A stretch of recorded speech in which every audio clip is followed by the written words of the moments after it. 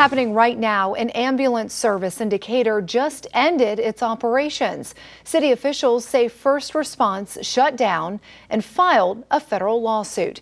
That means right now only Decatur Morgan Hospital's ambulance is available to serve the city. WAAY 31's Olivia Schuler joins us live now after speaking with the Decatur fire chief today.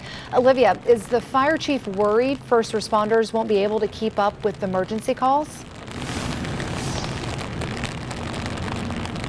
Marie, the Decatur fire chief says he's confident that Decatur Morgan's emergency services will be able to keep up with the number of 911 calls they're receiving. And when I talked to residents in downtown Decatur today, they said the same, that the hospital is fully capable of standing on its own 2 feet. I don't think we'll have any bad response time. Billy Bates worked in an ER for several years. He says operations at local hospitals always ran smoothly, and now that Decatur Morgan Hospital's EMS will be the sole provider for the city, he's not worried. They are fully qualified and they seem to be very experienced. Even though first response ambulances are no longer running, it's not the last time the city will be dealing with the company.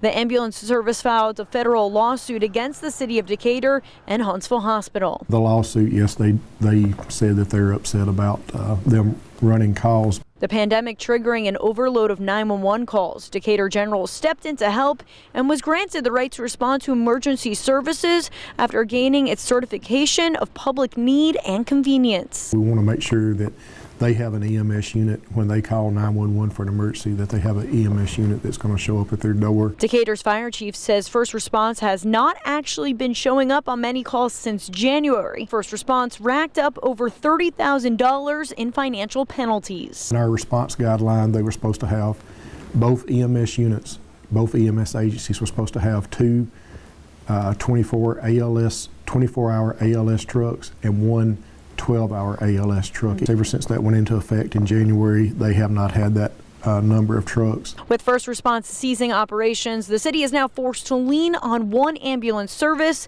to meet demand. But with COVID cases plummeting, Thornton says it seems like a more doable task. I think Decatur Morgan is really going to have opportunity to grow and do a good job for the city.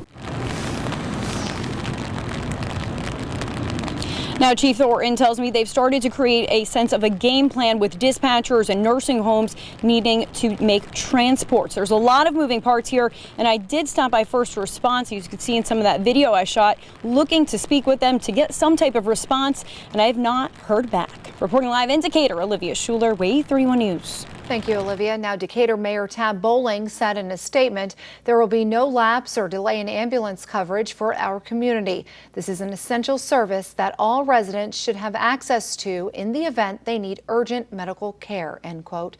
City officials say first response served Decatur since 2012. Dempsey was also there before they quit operations.